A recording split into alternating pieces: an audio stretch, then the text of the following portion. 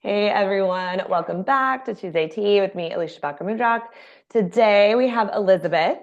Elizabeth and I overlap in a business mastery course that we both participate and help with. So I know her from that space, but she also is very talented in many other arenas as well. I'm going to let her talk a little bit about the work she does. But I'm so excited to have her here today to sort of round out our conversation all month long. I know I've had a lot of other Pilates experts on the tea this month, and today we're going to really get into that mind-body connection from more of this wellness therapy coaching perspective to really kind of capitalize, like we've been talking about, just how connected we are and how there's this ongoing conversation with ourselves that we're constantly should be tuning into, whether it's through workouts, relationships, life, etc. So we'll see what Elizabeth has to say on all that today. But I just want to thank you so much for being here. And I'm excited to kind of dive in and get started. Thank you. I am happy to be here.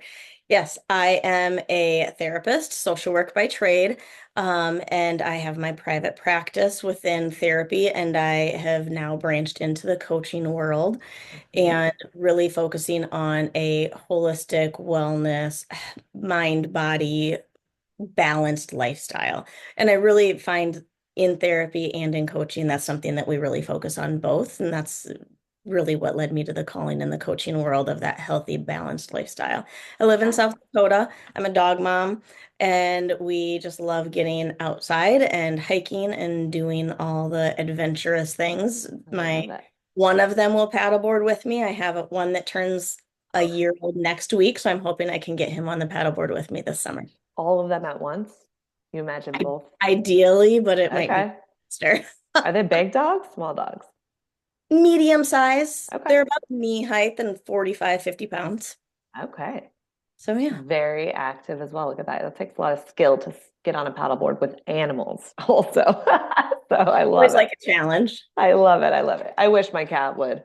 He would be so cute, but like Walter hates all things and like water. He's like fine with water, but no, I just don't see it going well. Just So like the Instagram, I forget there's one that I follow in like Canada and they take him on a harness and they take him yes, hiking because like that's a through the cool cat. My cat's not cool like that. He's like very specific about what he likes or doesn't like and nature. He likes yard time, but like he's also afraid of everything. So I feel like if I had him out somewhere, he'd like get freaked out, jump in the water, not know what to, just go downhill. and then you and And them then are I'd be like, like, oh my God, the alligators are going to eat us because we're in Florida. Like it would just be a whole thing. no, thank you. But I will live vicariously through photos and videos of you and your dogs doing that because that sounds fun. So I love it. Anyways, we can talk about pets because that's also fun and people would love that. But we are here also to get into just kind of how to help and better ourselves. So I guess when we hear this very overused but important phrase like mind body connection or mind body wellness, um, I think it's kind of like the self care or my truth or I don't know, whatever these like, whatever became famous on TikTok is now like overused everywhere else. Yes. But it's not to say that there's not something to those things. So for you, when you hear that phrase or when you think about that word or words, what would you define that as? Or like what does that kind of mean to you from your perspective? Like this mind body connection, wellness, experience, whatever else. Right. I think it's really powerful that, like you said, all these things are becoming really famous through TikTok or whatever. And it really brings awareness to the overarching topic and issue. But I think it also can be really dangerous because Mm-hmm. we get this, however, 8-second Yeah. snippet Yeah. of whatever. And are they really trained professionals even talking about it? Or it could be one person who had therapy, their therapist said this, and it was specific to them. And now Right. they're like, oh, this is the Bible of what this means because they Right. became TikTok famous. That I think it really does vary individualized and by person of what that means. I Hmm. have gone through my own really big health journey through multiple orthopedic surgeries and the Mm. stress that that put on my body and different environments that I was in that really helped me hone in. I was a therapist this whole time, but then I was noticing there's others. stuff. It's not necessarily stuff that needs therapy, but Right. what is the typical American medicine not catching? I feel off and medicine isn't catching what's happening to my body. Mm, So I really went on a intense journey myself trying to heal. And in that, really exploring what this mind body connection really is. hmm, What is self-care? It's not going and getting a massage. That's doting on yourself. That's indulging and getting the manicures and the pedicures. And those are hmm, great, but that's not self-care. Self-care is the daily things of what are you hmm. truly doing to take care of yourself? Are you getting enough water? Are you rested? If we are not getting sleep, everything else is out of whack. Your mental health, your Yes. physical, your digestive health, all of Yes. it's going to be crap. Yes. The danger is you're not going to notice it for a while. It's Right. a slow build of being exposed to stress chronically, of your Right. nutrition not working and those kinds of things. So where do we start to harness that and really do the little baby steps day to day that we're not going to feel Hmm. the improvement right away? I love this idea that what a mind body connection can mean for one person can look different for someone else. And I think that like is so obvious, but we live in such a comparative society, especially with our access to everything and everyone in a way that I don't think our brains are meant to have that much access to. And so the wellness for, that person over there, well, I'm supposed to want that, but it like doesn't hit for me. I might feel bad about that, right? Or think I'm doing something wrong, but it really might be that that's not the way in which I need to foster that connection. Now, I think there are probably some basics, right? But I think it's like kind of it continues this conversation, just taking it to another level that we've been having all month through Pilates, right? That every time you get into a class, your body is different every day. So every class isn't ever going to be the same, and every move will always feel a bit different. And it's this curiosity and ongoing conversation of like, okay, my right side's really tight, or like that felt like insanely hard. Why? That normally is so easier. Not a judgment, just like on that physical level, I'm very in tune. And I'm then how does that translate to other parts? But I like this thinking it just beyond like a workout to life or how a little pain, but that how I show up and how I take care of myself or how I foster that connection doesn't have to look like everybody else's because I'm having my own dialogue Yeah, versus what the one that you're having kind of a thing. absolutely. I think and how I view my self-care today, just like you said, Mm, is going to vary tomorrow. One, recovering from illness or not. I didn't sleep as well. What kind mm, of workout? This was the workout I had planned. This is not the workout I'm going to do today. And right. almost a compassionate grace for yourself based Mm, on the dynamics in the world around you. How was your day at work? What kind of stress or energy did it give you? Your relationship dynamics, the weather, all of yeah. those things really impact it. And as females, where are you in your 100%. cycle? And there's some Mm-hmm. significant research happening finally about Mm-hmm. how what is happening to our body at different times in the cycle of even dangers of heavy lifting and when most ligaments and tears happen or whatever, because Right.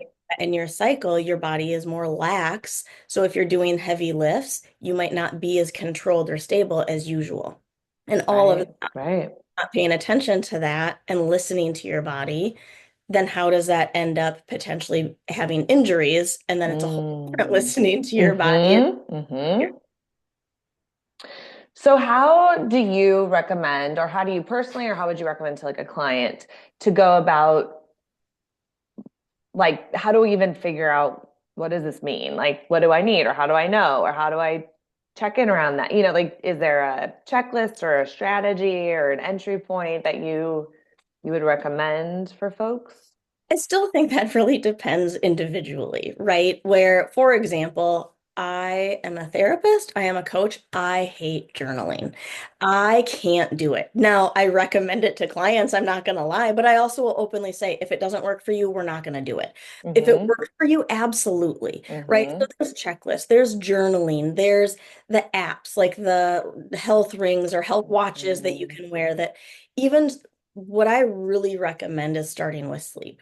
Hmm. I recommend starting with sleep and hydration because in one instance, chances are a lot of people are a level of functional dehydration chronically. Always. Yeah. So starting with hydration and even just figuring out where your sleep is. If they don't have any of the health tracking things, it's okay, here's a sleep log that I want you to do for a week to figure out about how much sleep you're getting, Hmm. to figure out how much you want, how much you need, how much you have Hmm. access to given your schedule, and then Hmm. maybe what needs to change. But those are little things that we're not even changing anything. Maybe the hydration, like increase that a Drinking little. more water. Yeah. But it's a little thing of, okay, start drinking water right when you wake up before you have your cup of coffee. Can you commit to that? Little baby steps that it's not altering your schedule. It's not throwing you off your day. You're not having to refigure out when you're going to shower, see clients, go work out, those Right. things. Right. And if you are sleeping better and hydrated, you'll start to notice that you feel better. You have more energy, or what Hmm. gives you energy, what doesn't give you energy. So it's Hmm. just starting with that. There are checklists that I recommend to some people if they're checklist people. Hmm. Hmm. Journaling, I think, is really important if you're a journaling person. If not, it's how can we really just pick one or two baby step things to help you become more in tune with your body and knowing what you are ready to do or not ready to do for that day. Hmm. I like that you're choosing those as like the anchors almost of to figure out your starting point because everyone has to sleep or else bad things will happen. And then everyone's drinking water. Same. Like we can't not, maybe you're not drinking a lot, but like at some level you have to hydrate something. Like we need these things to just exist in life. Right. So I just thought, and again, I don't even know if this is real because I didn't click on it, but and the headlines, but it was like a thing that popped up on something and it was like going to work on 6 hours of sleep or less is like being at work drunk or something like that, like chronically. And I was Right. like, oh wow, like we don't or like what it's used as like a torture tool, like it's used to elicit information, it's used to like wield power because sleep deprivation because it's so essential. It's when our body does the best work is when we're resting, right? And not good sleep is almost just as bad as like no sleep. At least you're in bed. Right.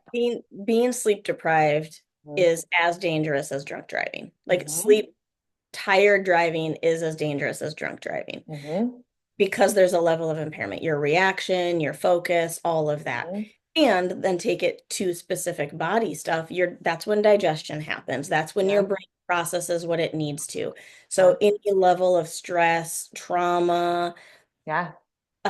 projects, goal setting, whatever, like your brain isn't really able to process any of those things. Relationship dynamics, it can't really hone in and Mm-hmm. take care of what it needs to.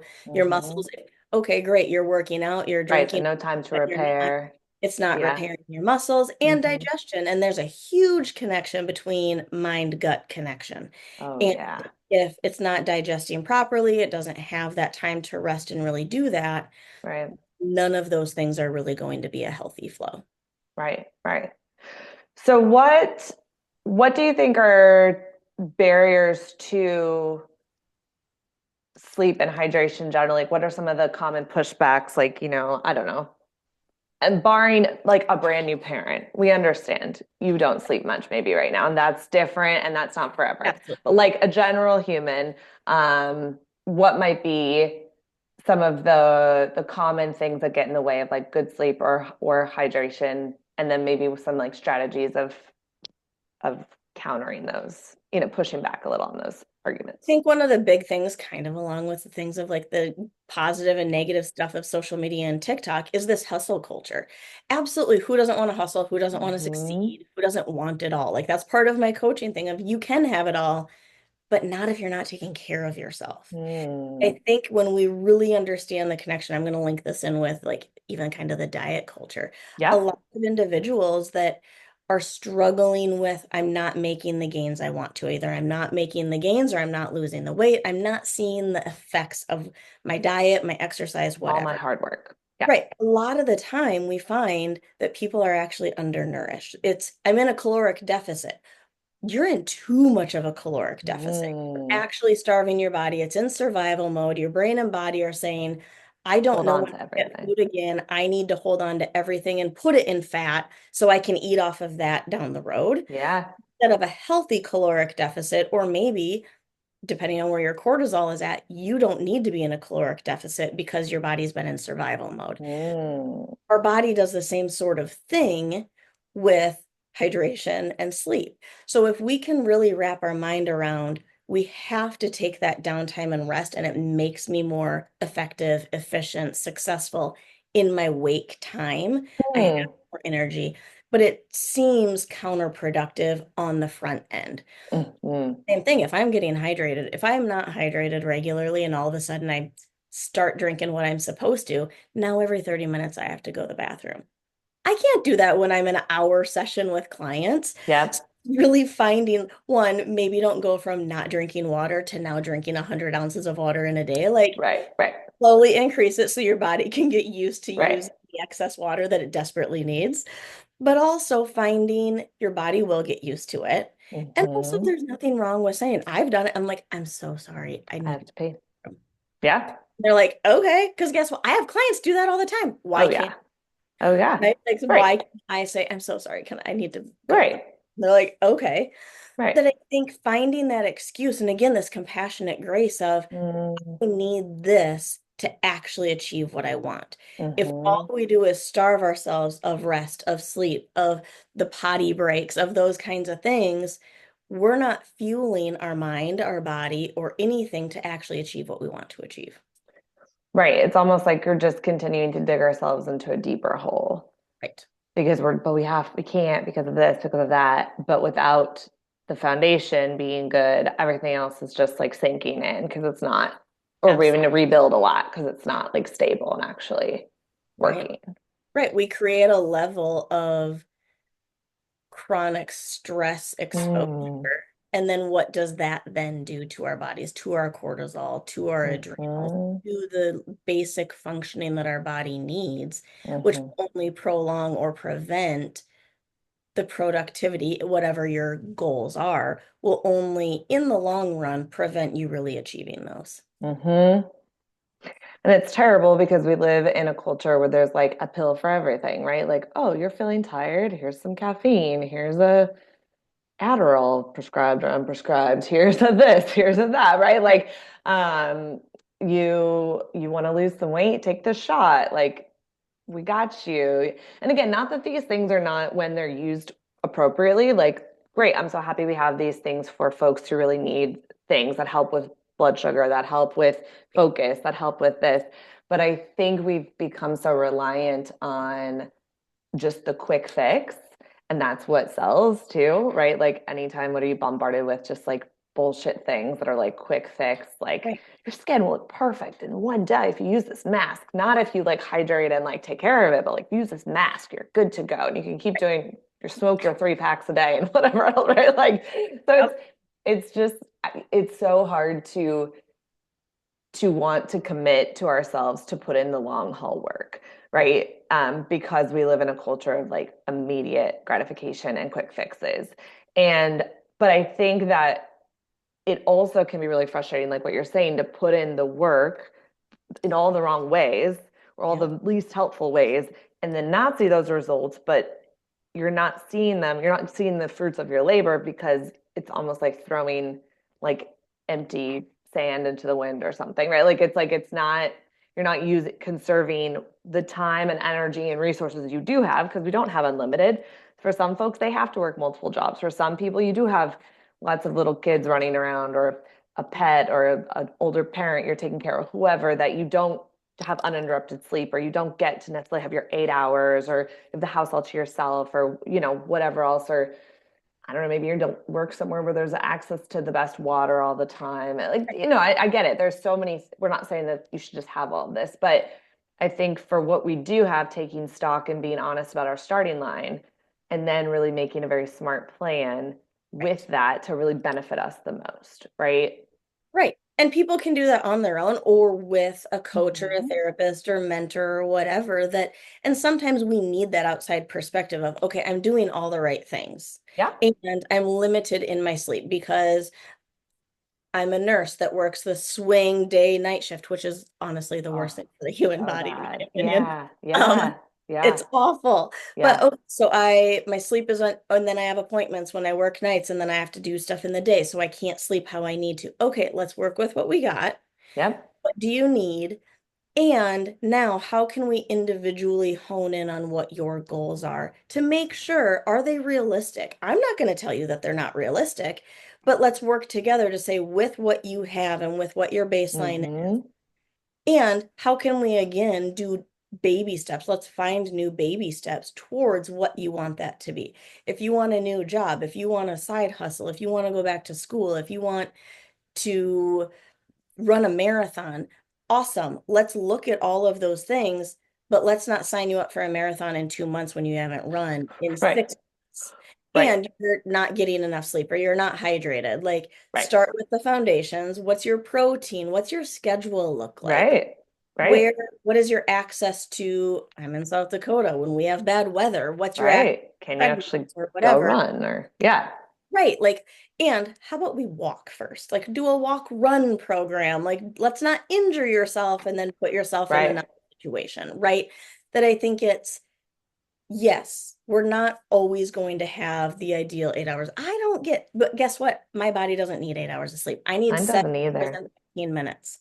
And I've learned that through really listening to my body and Hmm. letting it do what it needs to do. So now I Hmm. know, ooh, if I need to wake up at this time, I need to go to bed at this time. So Yeah. it's finding what works for you. It's 8 hours is just the average for an adult of a certain age, even. Right. Because when you get older, you need less sleep. It's like elderly people sleep less. They Right. just don't But sleep. also teenagers actually need way more. Right. Exactly. And Yeah. so Because it's where parents your who are body always and thinking like, get up, you sleep too much. Actually, they no, need that. they Yeah. really need way more Yeah. sleep than the eight We hours. think. Mhm. Yeah. Yeah. No, I notice that too. I can't go to bed too early, or I'll definitely wake up at like 3 a.m., like ready to go. Right. And I can't sleep too long. So if I do, then I'm extra tired. Like I've passed my window. I don't know my exact number, but I definitely know it's not 8 usually. My husband needs it. He goes to bed earlier, he falls right asleep. I'm always like jealous of him just sitting there like 2 minutes in. I'm like, how you're like not a real human. And then he like wakes up earlier, but he doesn't wake up ever at night. That's what I Mhm. was gonna say too, like just a random story, but a way I kind of learned how little I was actually understanding myself. I used to always have like one, I used to wake up all the time to pee in the middle of the night. I just thought I had a small bladder and I drink a lot of water and I was like, isn't that normal? People just wake up to pee. And then I always would have like a pain on like this right side of my neck. And I always thought like I'm at computers, I'm like maybe I'm stressed. I don't know. It was just something I just lived with. It sucked, but it was what it was. And then I went to like I've moved so much, so I never have a consistent doctor or dentist or anything. And I was at a dentist when I was in Miami, and he was like, "Do you have sleep apnea?" And I was like, "No, I'm not overweight. I don't have asthma. Like whatever the things you think of for sleep apnea, right? I don't have it. I did do a test. They were like, "No, you don't." But he was like, "Well, something's going on, I think." And I don't have the signs for like grinding my teeth, but I definitely was like clenching them all night because I don't have no dentist that ever said like you grind your teeth, right? But he's like your tongue and the markings and it's doing this thing and like do you ever wake up like and I was like well, maybe like one, you know. But I always thought I had like bad sinuses and I had a small bladder.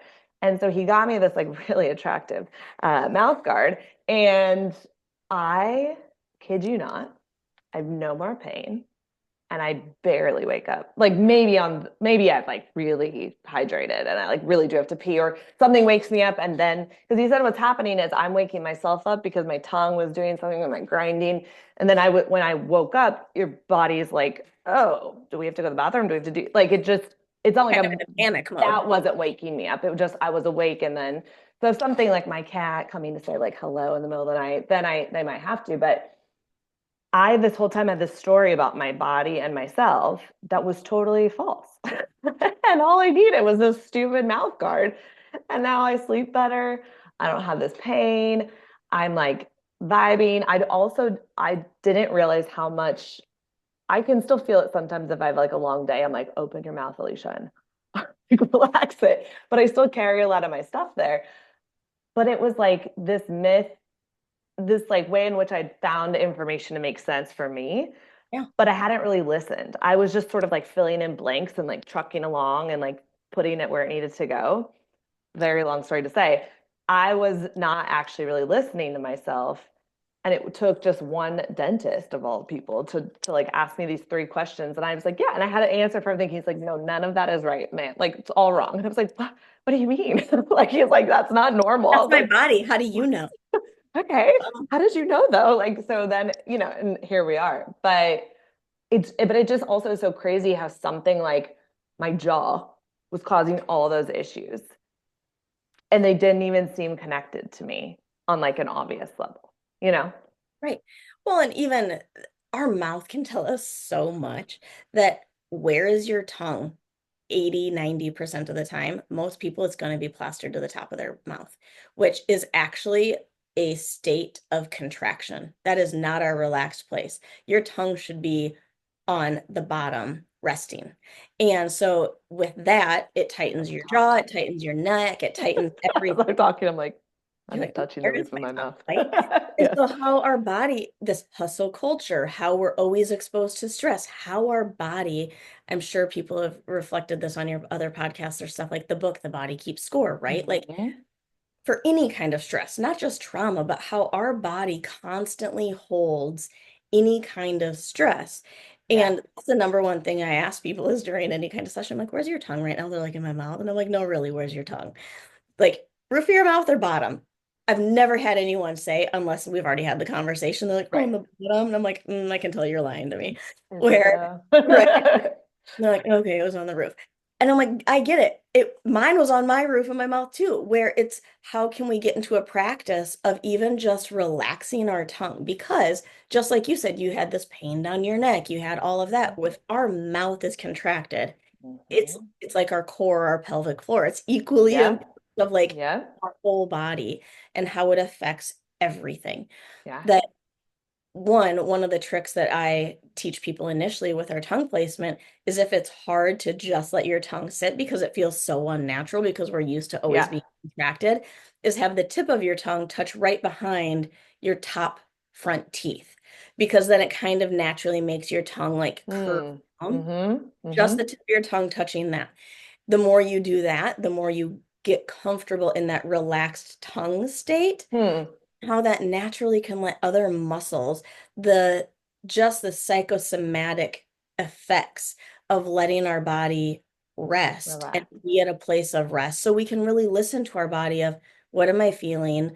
What am I stressed about? Oh, I might not actually be stressed about something. My body just thinks it needs to be all the time. Mm. And how are Yeah. we listening to our body and also saying, okay, body, you don't need to be stressed. Nothing around me is happening. Yeah. I'm good. Yeah. It's so true.